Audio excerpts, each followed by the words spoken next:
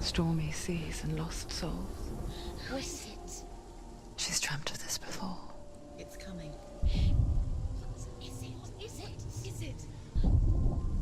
They say dreams are visions of our memories, thoughts and fears, as seen by our inner eye.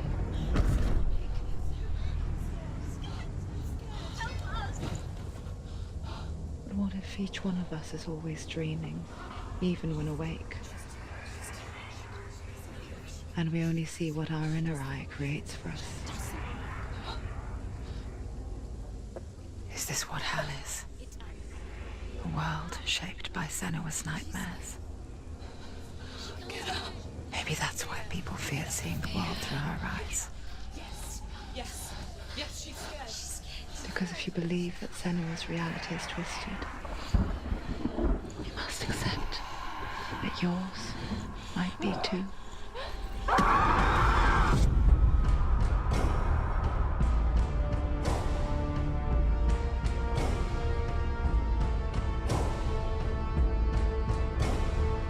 Hellblade: Senua's Sacrifice is a video game about Senua, a Celtic warrior on a vision quest into Viking territory. But what sets our hero Senua apart is that she suffers from severe psychotic mental illness. He knows she's getting closer. He can feel her coming closer. She's getting closer. They're watching. The original idea for Hellblade was to create a classic hero's journey, a journey of suffering, but one where the fantasy world is not another planet or alternate universe, but a world that is constructed in Senua's mind. But to do so would mean putting psychotic mental illness at the center of the experience, a subject that is still considered taboo, and a challenge that was both terrifying and exciting in equal measure. In Hellblade, the starting point was a newly discovered Celtic goddess called Senua in Ashwell, Hertfordshire. When first discovered, her name was thought to be Senua, a name which I liked and kept. I wondered if Senua might have been a Celtic warrior like Boudica who stood up to the Romans. While the Romans had conquered all of Europe, there was a group of Celts up in the furthest reaches of the Roman Empire that could not be conquered, the Picts. And so the Romans built a wall, called Hadrian's Wall, that spans across Britain from sea to sea to keep the Pictish barbarians at bay. The Picts were known for their war paint, painted on with woad, and their matted hair clumped with lime. And so Senua would be a barbarian Pict in this image. What's your name? Senua. I haven't seen you before. I don't live home much. Oh, Zeno's daughter. I have to go. Wait. Orkney is off the coast of Scotland and was inhabited by the Picts, steeped in history and mystery, and so I made Orkney Senua's home and set the stage for a crisis. In the late 8th century, the first Vikings landed on the Orkney Islands. The population of the Picts crashed thereafter, replaced by the Norsemen of the 9th century. Were they wiped out? We don't know for sure, but it would seem likely given the reputation of the Vikings. The Northmen's brutality is legendary. High-ranking leaders and chieftains of the tribes they conquered were often offered as sacrifice to their gods. The most brutal of these sacrifices was known as the Blood Eagle. I imagine Senua as a young female warrior who returns home from exile to find her partner, Dillion, brutally sacrificed to a Norse god by these hellish warriors from a faraway land. I imagine the horror of this moment and how it would have dragged her deep into mental torment.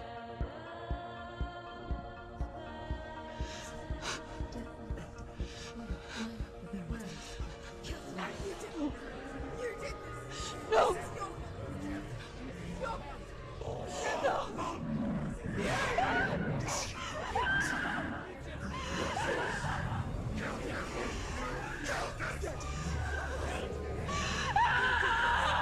I came to learn that the Celts had a sophisticated and nuanced perspective on the nature of mental disorder.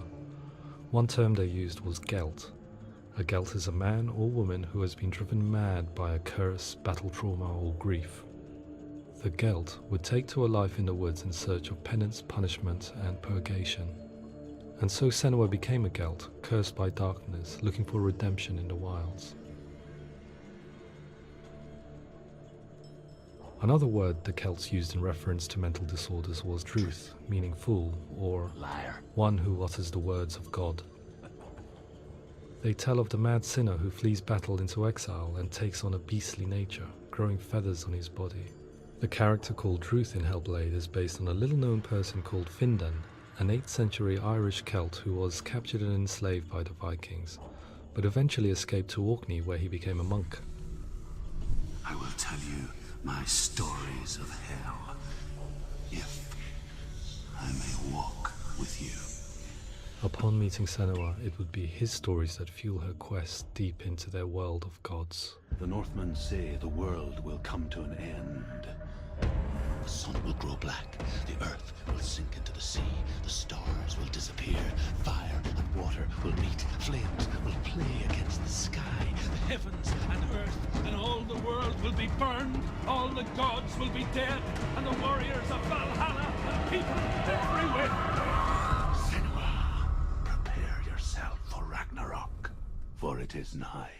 So the stage was set for a new adventure, a journey into the Norse underworld called Hell, a vision quest fueled by madness and myth, a fantasy that was created by Senua's own mind, and one that we would experience through her eyes. This is your mission. This is your quest. There is nothing else left. To make a game about a warrior with psychotic mental illness as its central theme was fraught with danger. Mental illness such as psychosis is still taboo and rarely acknowledged in a century of cinema, never mind the new medium of games. Where it does feature, it often conflates psychosis and psychopathy associated with a lack of empathy. It is unfortunate that these two words sound so similar that they are used interchangeably in media. I must admit that I didn't have to look very far to discover my own ignorance of the subject. So we reached out to Paul Fletcher, psychiatrist and professor of health neuroscience at University of Cambridge. Psychosis is a descriptive term, and it refers to having a loss of contact with objective reality. So it's characterized by two main sets of symptoms. One of them is hallucinations, where somebody experiences perceptions when there is no actual objective thing out there to perceive. You're already dead. Who are you? And the other is delusions, where somebody comes to very often bizarre, unpleasant, frightening beliefs when there's no good evidence in favor of them. There's no doubt about it. The source of the darkness is in Helheim, and the goddess Hela holds his soul there. We reached out to Welcome, a biomedical research charity that spends billions on research and awareness programs aimed at improving health. Mental health hasn't always been presented in the media in a way that is particularly helpful.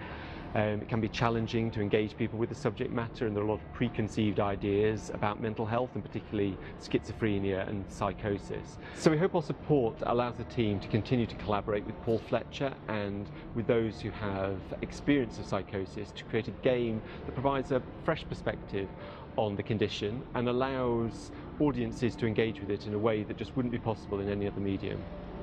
What started out as a brief consultation convinced me that we were only scratching the surface of an immensely deep and interesting subject that could enrich and change the very nature of the game. That's cool. Thanks so much for coming here. Pleasure. Thanks. It's really interesting for me. I'd love to be involved. It's fascinating.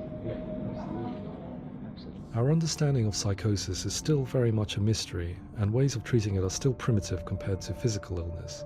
After all, it is easy to see the pain and suffering caused by physical diseases or physical trauma. It is not so easy to see the mental suffering and trauma of severe mental illness. But what if we could find a way to see it? Games are capable of drawing you in for hours on end, playing the role of a character who is different from you, experiencing their perspective, and actively involving you in a world that functions with a different set of rules. That voice is not a kind voice. That voice calls you to your death. It's an evil voice. If we were to represent Senua's psychosis, we would have to simulate voice hearing, a common attribute. But how can we simulate something we have no first-hand experience of?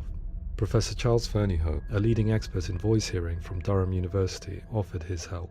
Hearing voices is an experience that is usually associated with severe mental illness, and crucially we know that hearing voices is a part of ordinary life for many people who don't meet the criteria for mental illness. Yeah. Oh, that's not him in real life. We know voices vary according to where they appear in space. Voices can appear far away in the distance, they can appear right there in your ear, they can seem to be coming from inside your head. Based on the information Professor Fernie Ho provided, I put together a sound brief and invited some actors to the studio. We recorded the actors using a binaural microphone, which records the 3D spatial position of sound, replicating the way sound is heard by human ears. It gives you an incredible sense that the person you are listening to is right there beside you. Can't see how she's going.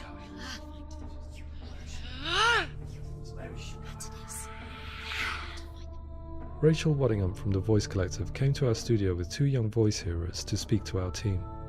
We talked at length about their experiences and they listened to our tests, giving us feedback on how we could improve on it. Everyone hates her. She's cursed. It's very hard to represent what this experience is like, partly because it's such a personal, intense, emotional experience. It's testament to how Ninja Theory have been listening to what the researchers are saying, but also crucially listening to the experts by experience. What they've come up with is so compelling. It's by far the best representation I've heard of what these experiences are like.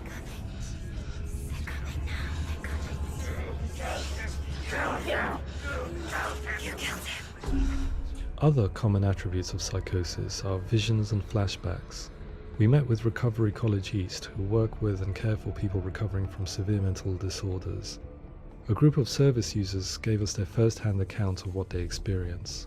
Sometimes when the vision or what we're seeing is too much, it becomes more difficult until eventually we perhaps don't see anything. The people we spoke to, the stories they told, were fascinating, harrowing and mind-boggling. The reality of what people experienced was vivid, far exceeding what I could possibly have imagined. We went away itching to represent some of these visions and flashbacks in the game. As we all know, my heart is so, love is so far away. Don't you know how I wanna feel deeper? I could never know how you grow, all these days are killing me. Now I see deep in me insanity that's unfolds. I just wanna feel deeper, deeper. I just wanna feel deeper, deeper.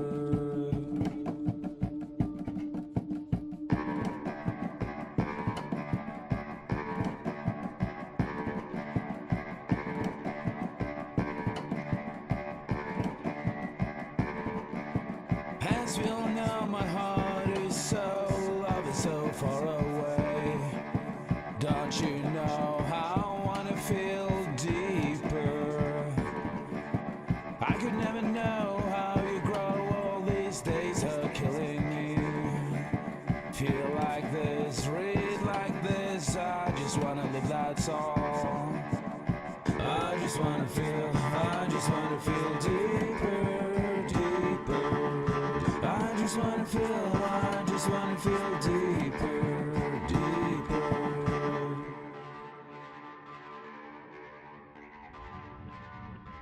To refine our work, we continue to hold meetings with Recovery College East over the course of a year and a half, showing them what we had achieved so far and refining the in-game representations based on their feedback.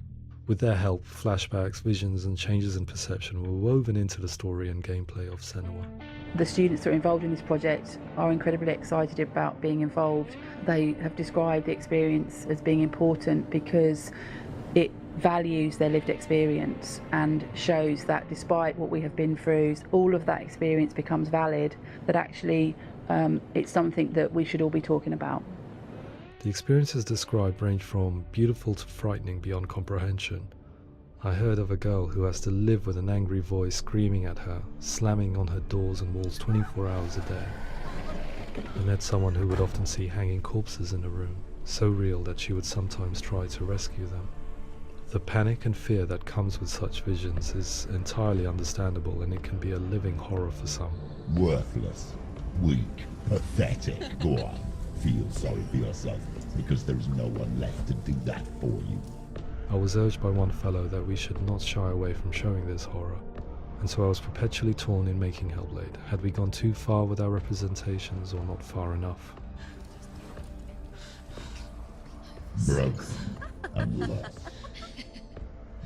Just like your soul. Come on.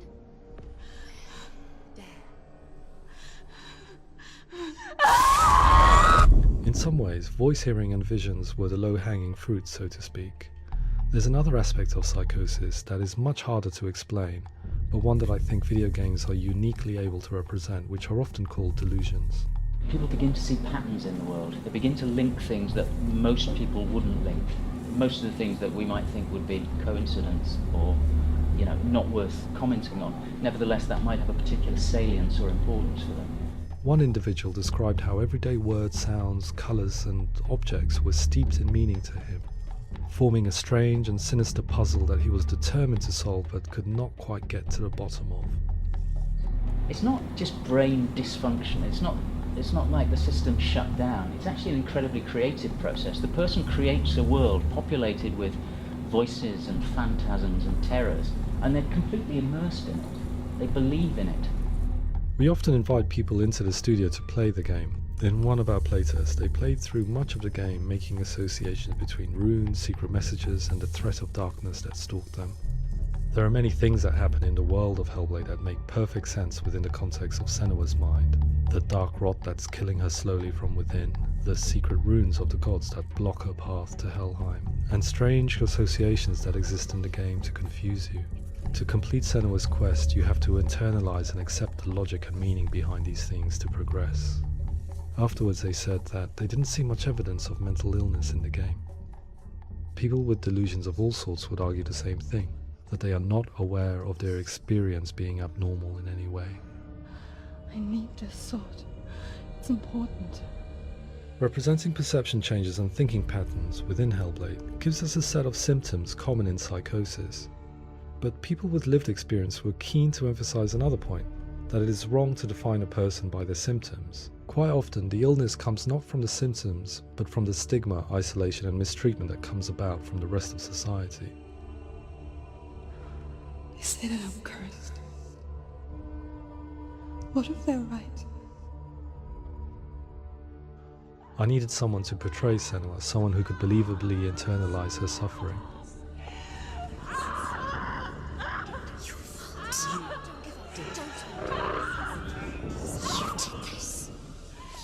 Melina Jurgens, our video editor, had been a stand-in for Senua over a few months while we perfected our motion capture techniques. Without realizing it, she had already auditioned for the role, and I knew her well enough to know that I didn't have to teach her to act, but to relive her own internal pain. As often is the case, those who have suffered mental anguish are never far from us.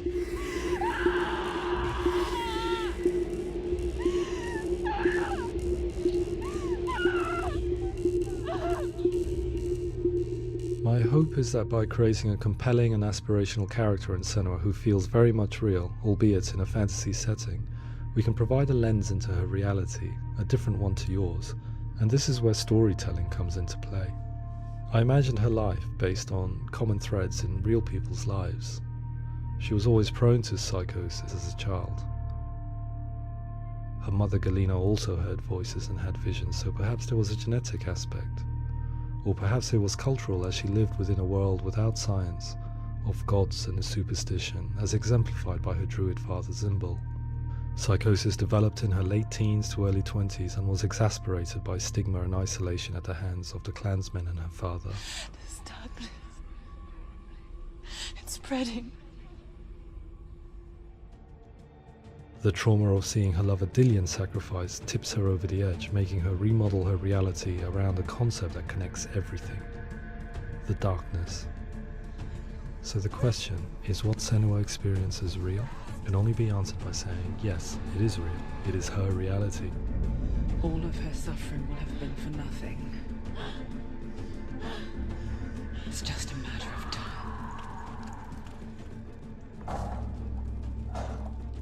Towards the end of the project, service users and professionals that had collaborated with us were invited to see the near-final game.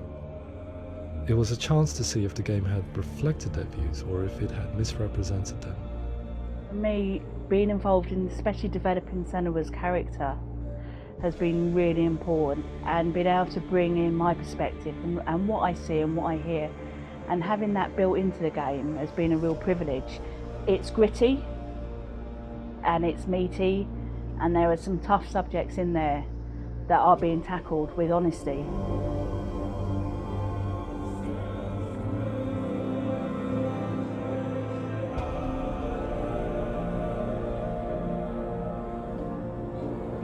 I was blown away by it today, absolutely blown away.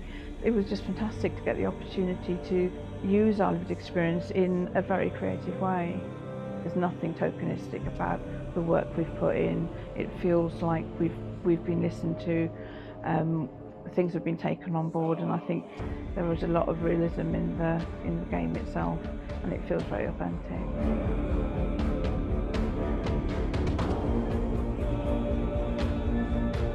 Hellblade will give people a good experience of what it's like to hear voices and have those experiences.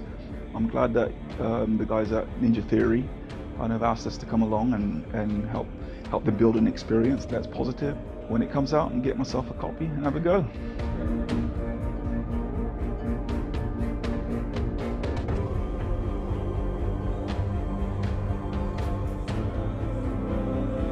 I think all the way through I was really inspired by how the conversations have translated into the game in a way that I think I didn't imagine was possible. So wonderful, really wonderful.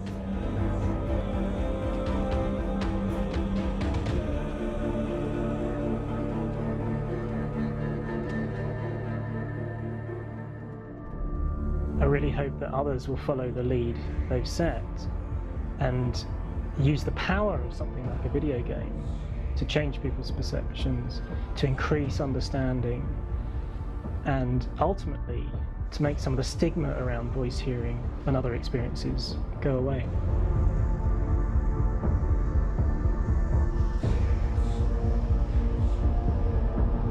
For me, it was really exciting to see something that I explore scientifically being represented so beautifully in a character who's trying to penetrate the mysteries of the environment in which they've been placed, with all of this strange uncertainty and noise and conflicting information that they're getting. I'm very excited by this way of trying to represent mental illness, because I think it actually might be offering us insights that we wouldn't get from pure scientific explorations, and actually giving us quite an empathic view of what it might be like.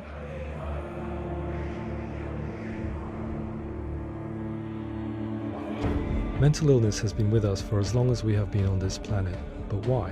Why hasn't evolution stamped out this weakness from within our gene pool? I often pondered this question until I realized that the question had an inbuilt flaw. It assumes that being and thinking differently is a weakness. The only reason we have computers, spacecraft, medicine, poetry, art, and yes, even video games is because individuals were able to simulate new abstract realities in their minds and share them with the rest of us. We need people to be willing to see differently in order for us to progress and survive as society. And we need to be open to these new ways of seeing. And it is this spirit that motivated me to create Senua's story and share it with you.